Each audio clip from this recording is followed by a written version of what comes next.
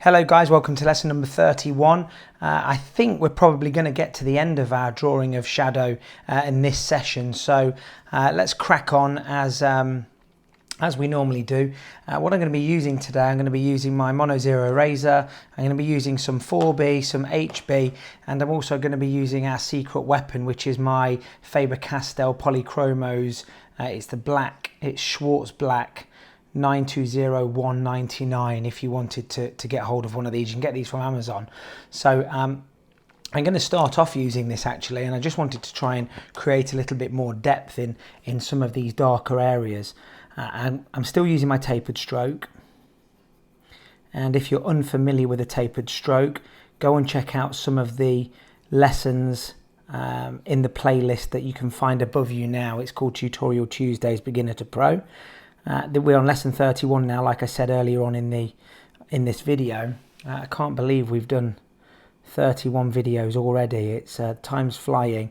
I'm having a lot of fun drawing these wonderful photo references that I'm finding over on Pixabay. So if you've not had a look through that website, it's actually an app that I've got on my phone. So it's called Pixabay, and the beauty about that is the images are all high resolution, and they are copyright and royalty free, so you're absolutely fine to be using those without the fear of any copyright infringement. If this is the first time that you visited my channel, thanks so much for having a look at what we're doing. It might seem a little bit odd that we're towards the end of a drawing. If you actually go back and have a look at the previous lessons, what I'm trying to do is I'm trying to do a series of drawing lessons, taking you right from the beginning, right from what I would call the beginner stage. And even if you are an accomplished artist, I still think that there are a lot of things and a lot of techniques that I'm sort of trying to share with you all, which is sort of a roadmap of the journey that I've taken over the last 3.5 years. I began drawing sort of back in the summer of 2016. I'm colourblind, and I always struggled with colours and didn't quite get it, and I was fascinated by some of the drawing videos that I was seeing on YouTube and Instagram and things like that, but didn't ever feel that it was anything that I was ever going to be able to get, because a lot of them were coloured pictures. But then I came across, I can't remember who it was now, but there was some graphite pencil works. I don't know if it was a tutorial or it was just a time lapse. And when I saw the graphite being laid down and the different values, I just sort of understood it and got it. So I went and got myself what I thought was some good quality pencils out of my nearest cupboard, and I got to work. And from there, I just found a real love for it and a real passion for it. So I went on to purchase online courses and DVDs and things like that, and ended up becoming reasonably good at it and picking up some fantastic tips along the way.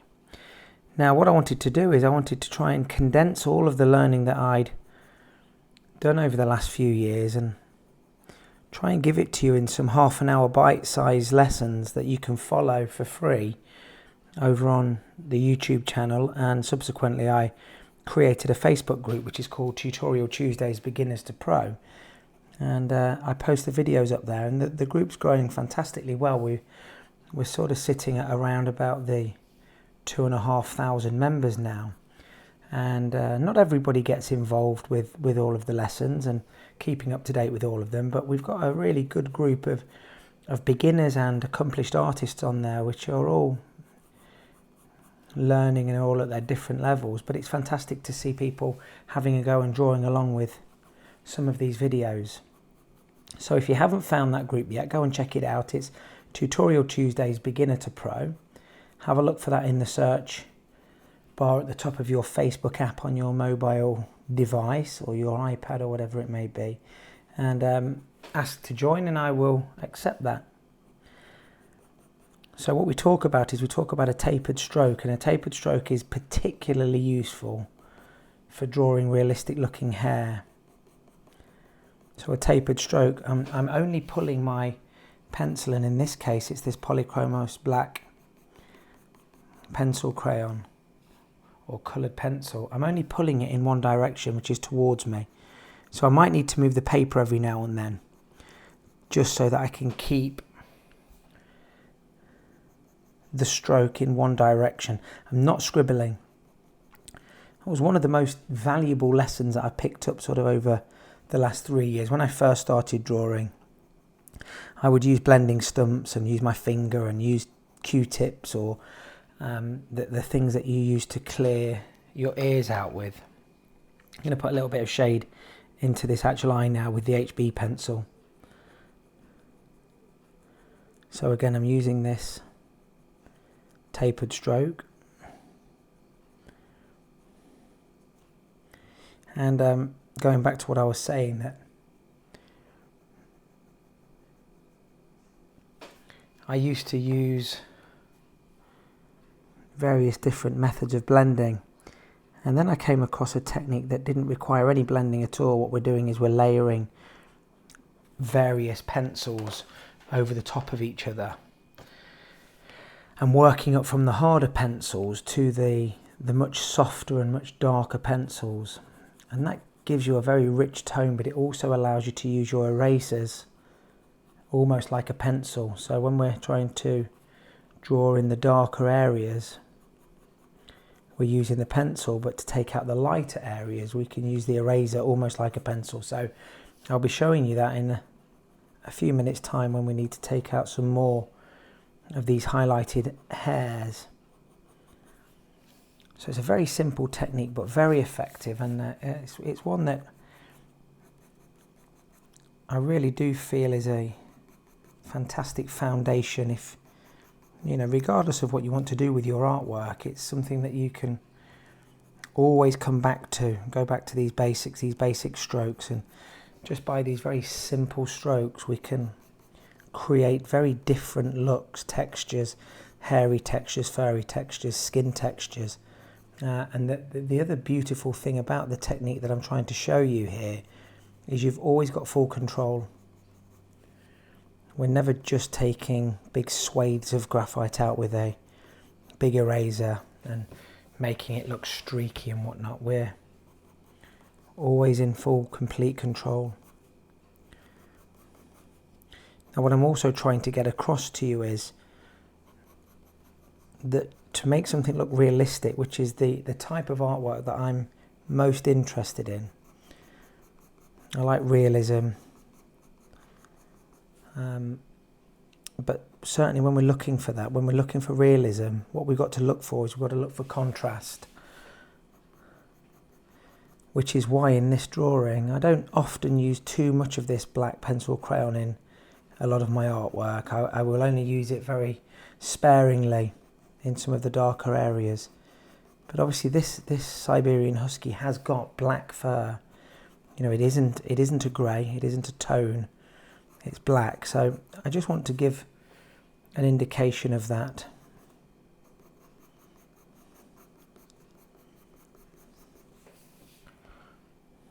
And again, what I've mentioned before, when we're drawing hair or fur, don't get bogged down with trying to draw every individual hair. What we're looking for is patterns and clumps. Now, this reference image doesn't really give us an awful lot of detail and definition in some of these darkest areas, so we do have to use a little bit of artist's license and make a little bit of it up. Not too much. I don't ever like to make things up if I can help it. That's why I like using Pixabay as a reference source, because like I've said, the images are all very high resolution and you do pick up a lot of the details. Now, if you're working for somebody or you're doing a commission for somebody, it's very, very important that you pick the right reference image. So what I would always say for you for a reference image is you need to have one that is in high enough resolution that you've got all of the details in there. But more importantly, I think for that is you need to pick the right type of reference image.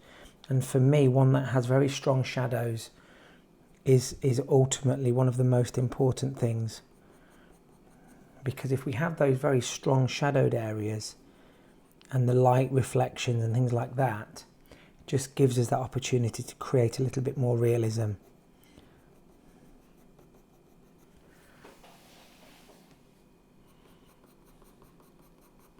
Sometimes it's necessary for you to take your own reference image if you're asked to draw somebody's pet dog or pet cat or something like that.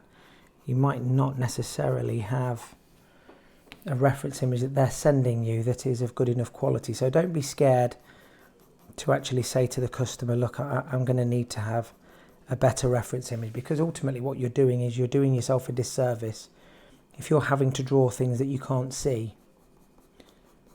It's only the customer that's going to be disappointed when you've drawn their dog's ear in the wrong place, or you've not quite got a freckle in the right place or something like that.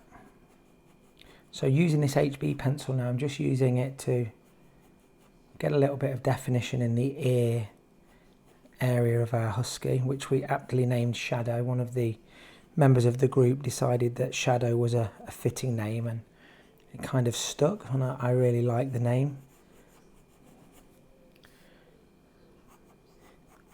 So when you're working in very light areas, it's very important that you do use your pencils in the negative areas. So I'm looking for the shadowed areas in this ear. And then we're going to use the brush to brush in some of that value.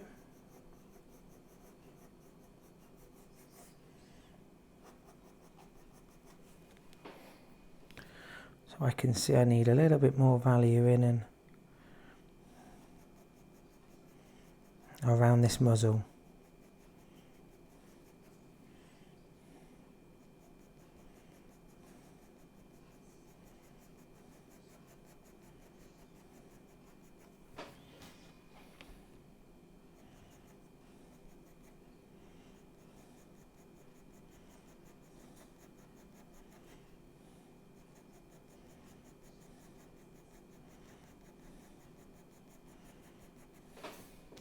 We're going to use our eraser to great effect in a minute, just to take out some of those highlighted hairs. Now we understand where the light direction's coming from. It's coming from that left hand corner over here. So I know that this area underneath this dog's mouth, its mane coming down under his chin, is definitely going to be darker than this area here, because we understand how light works, and light doesn't reach all areas equally. And that's how our brain interprets dimension and shape.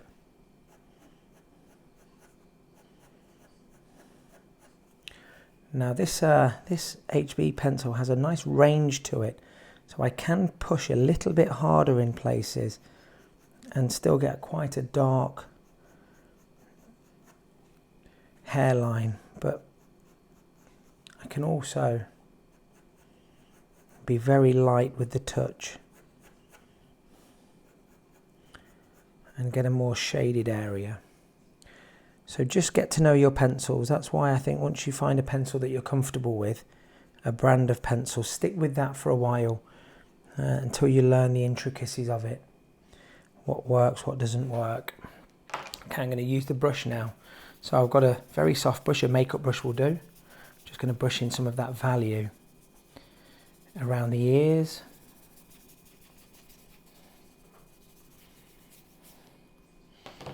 I think we need a little bit more value in our nose area, so I'm just going to come in with the 4B.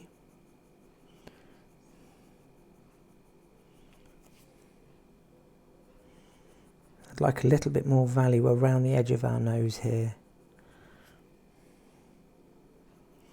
Now this highlight on our dog's nose at the top here is a very, very important aspect of the drawing, because it's one of those areas that really draws the eye in. And even in that lightest area there are still some pits or pores if that's what you call them. I'm not sure exactly what they're called on the end of a dog's nose, but we do have some of those they're sort of random circles, but they do tend to have a bit of a pattern to them.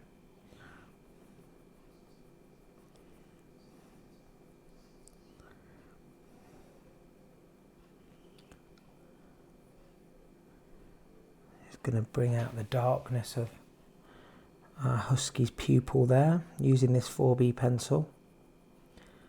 Now I'm not turning my paper anywhere near as much as I would like to do, because I want you to be able to see and catch what I'm doing easily, but don't be afraid to turn the paper so that you're keeping your best stroke.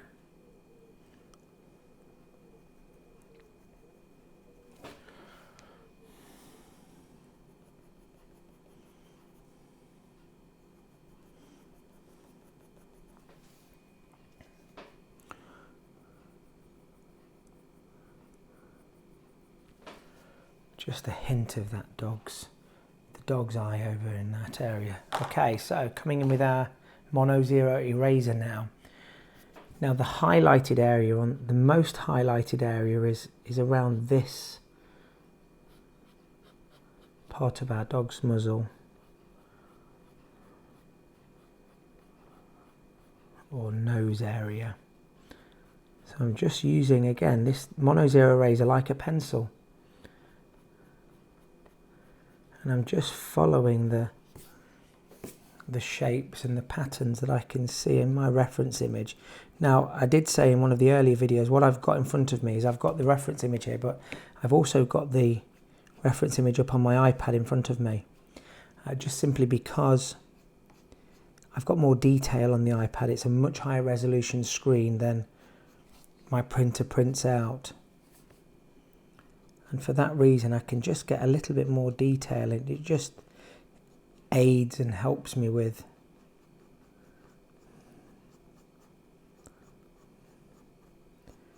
direction of hair and those finer details.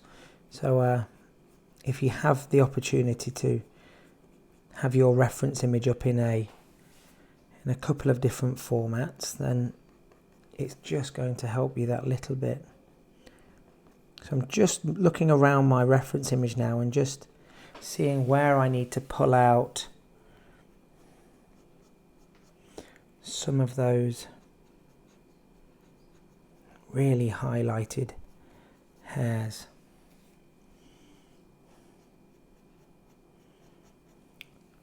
Just making sure that I've got the general direction. And I've mentioned before, when we're looking at animal fur, I like to work in very small V-shaped patterns, because if you look closely at this animal's fur, we are getting lots of those very small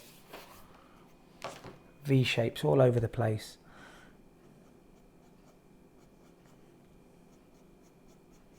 Again, we're not having to be too precise and get every single stroke of hair in, but we are trying to get the general feel and general flow.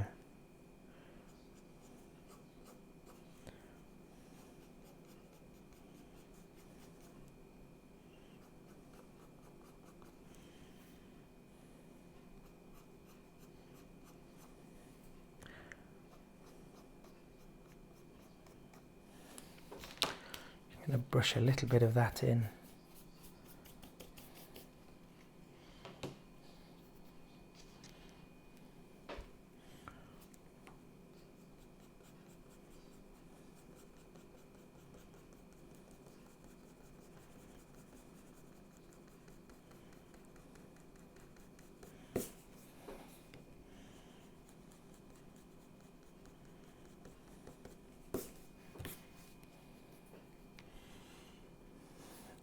Now we have got just a few whiskers that are really catching the light, so I'm just going to press on a little bit harder in those areas and just quickly drag the Mono Zero eraser over that, just for a hint And I think we've captured that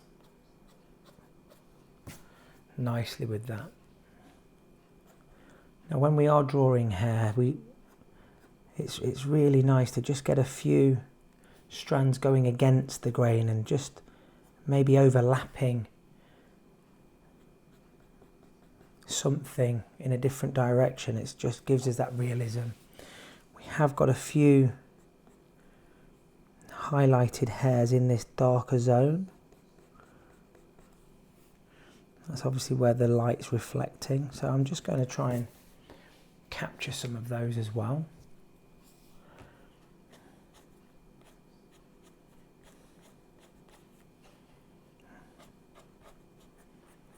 We've definitely got a few very light hairs coming into the black here.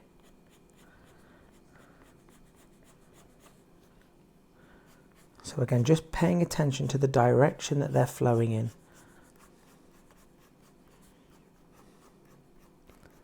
And this tapered stroke is very, very useful for blending hairs into one another, so we don't have a regimented cut-off that looks very unnatural.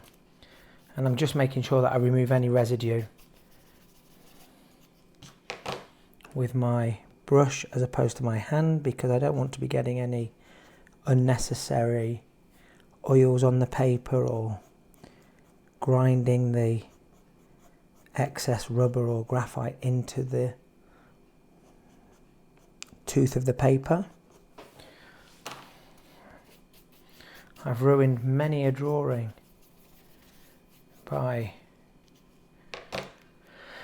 smudging graphite or bits of a rubber into a lighter area and then not being able to take it away.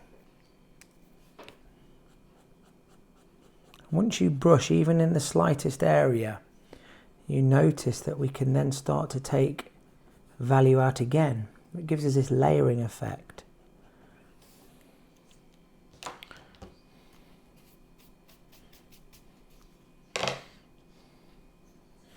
I would like a little bit more value under this dog's chin, just to really bring that face forwards, really trick the viewer into believing that they're looking at something. It's three-dimensional, has form and shape, and we do that by understanding the process that light works in. The further away something is from the light source, the darker it's going to be, even if that's a light area. Lighter things get darker, darker things get darker. And understanding that and trying to bring that into every one of your drawings, finding one more opportunity to do that on the next drawing from the last, it takes your drawings to another level. And you start to see things that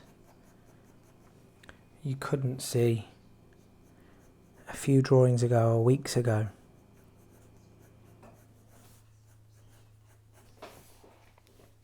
So just like a little bit more texture in this area, it was just looking a little bit flat. And you notice that as we're building the drawing up, an area that you feel you are quite happy with, you end up not being necessarily too happy with, and understanding that we need a little bit more of something in there, because we've built the other areas up. So I've added value, I've brushed it in, I'm taking it out again now. Patience is the key.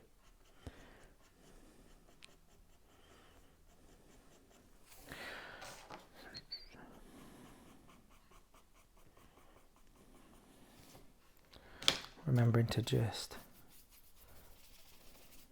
take the excess away.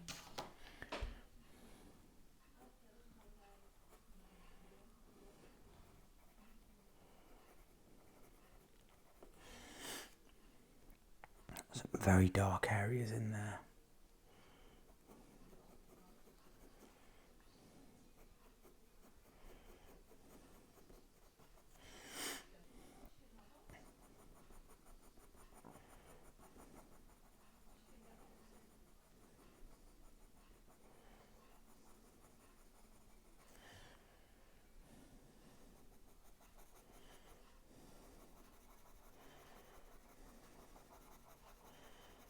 just adding a light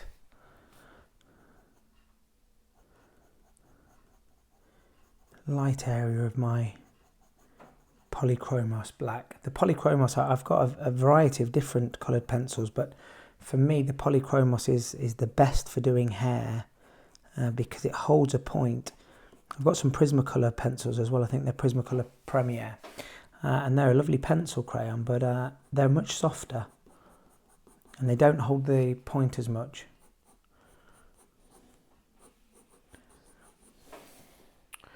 Okay, so I'm going to now take my 7B and I'm just going to start drawing some of these wispy hairs that just sit out from our dog's ears.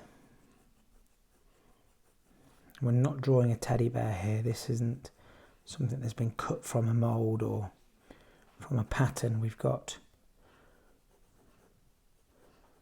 random hairs that are going to stick out.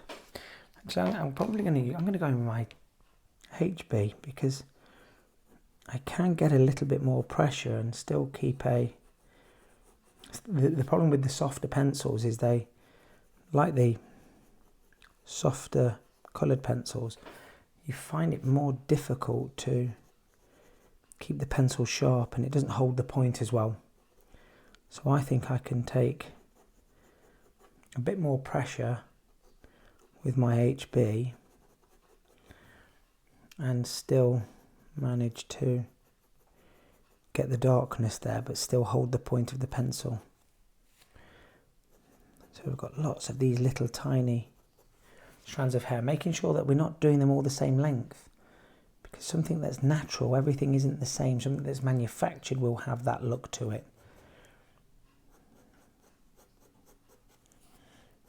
We're just looking for these wispy hairs that are sticking out in all directions. We've got some that are overlapping.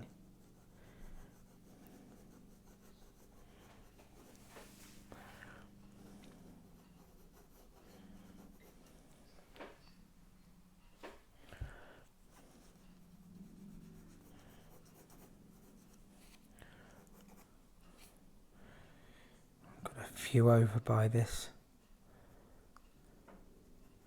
eye area. It just gives us a little bit of a background actually over on this slightly lighter side of the face.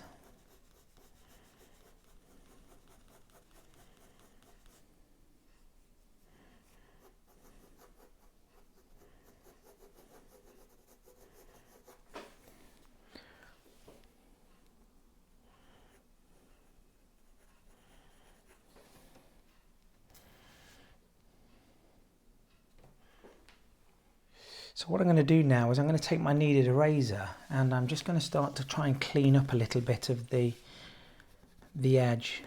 This isn't the first time I've cleaned up on this edge here. I've done it sort of throughout the drawing, and it's really important that you get into the habit of doing this, because if you're using graphite or charcoal, definitely with the charcoal, what starts to happen is the graphite starts to just move around slightly, and it's very easy to end up having a real excess. So just removing some of this with my kneaded eraser. I've also got an electric eraser which I can take some of the slightly more difficult areas to get the graphite out of.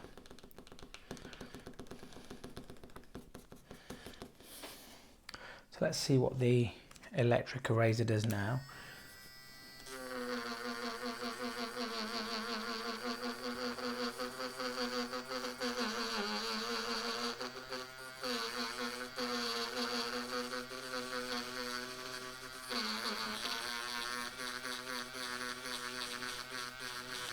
I can work in towards the fur there, and it just gives me a little bit of the graphite to work with and make it look as though it's the hair of our beast. and just tidy up some of that we've taken out.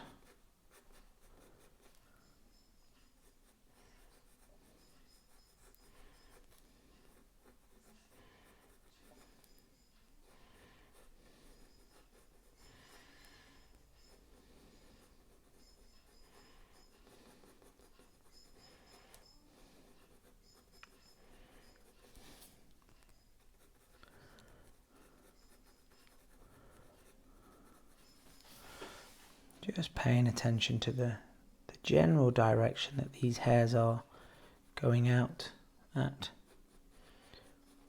where some of them cross. But again, not getting too bogged down with the detail and having to make sure that every single hair's in the exact right place.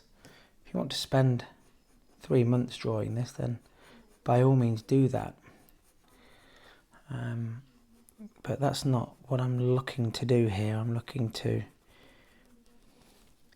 give the viewer a brilliant representation of what we've been drawing. Make it as easy as possible for their brain to interpret that what they're looking at is hair and fur. And if I can do that and keep my drawing down to a few hours, everyone's a winner. But if you want to take your drawing to another level and spend 2 months getting every hair right, brilliant. I would absolutely love to see your work.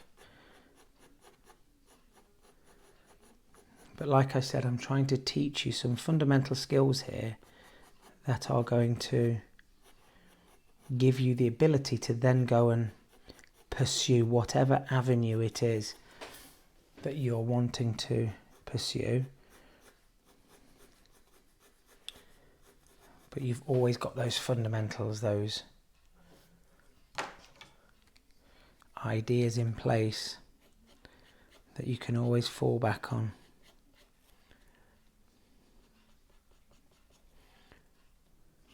I can remember the first few drawings that I did on my own. What I used to do a lot was spend a lot of time doing exactly what you're doing right now and drawing along with the teacher. So when the teacher started working in a certain area, I would do the same. And I spent months doing that. And then I started to get a little bit more adventurous and try doing things on my own. So working from a reference that the teacher wasn't. I used to draw quite a lot of celebrities. I used to like drawing celebrities. And it was a very scary thought to begin with. And I guess I needed that crutch of the teacher there telling me what to do, but you'll grow out of that, and in no time you'll be producing work under your own steam, but you'll still hear my voice in your head, because I can still hear all of my teachers' voices in there, in my head.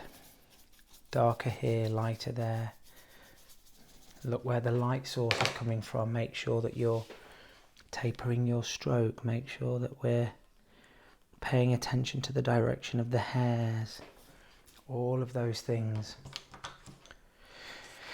So I'm reaching the point now that I've spoken about with a lot of the drawings that actually I'm probably quite happy with where I am with this.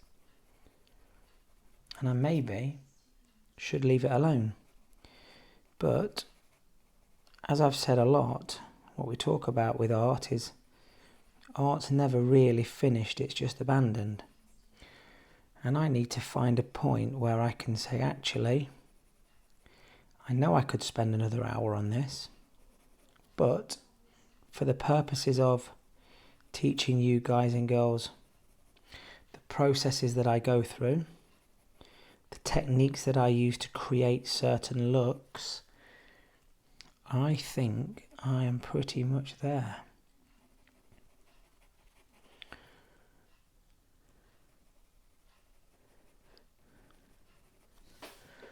And we always come back in the morning and have a look at our drawings with fresh eyes and say, actually, there's there's an area there that I could have worked in.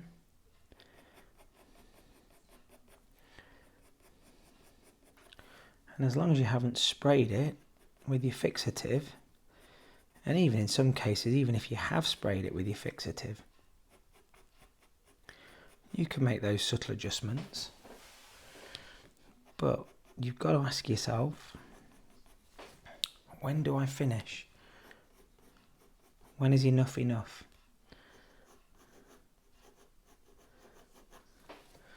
Have I developed contrast? And I think the answer to that is yes.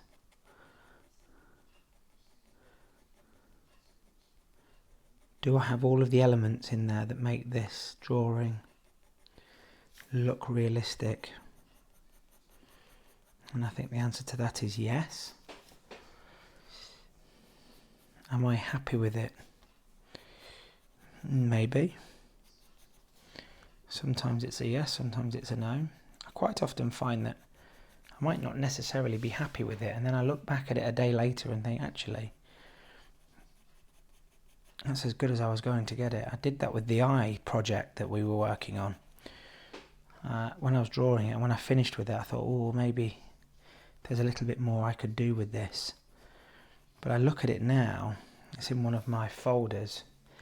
I actually really like it. It's one of my favourite drawings that I've done in the last 3 years, actually. So you can surprise yourself.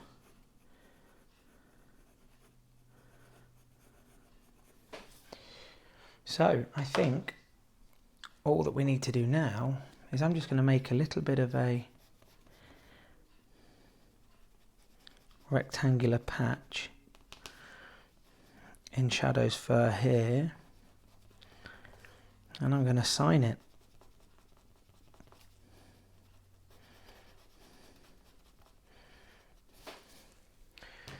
I'm going to take my 4B pencil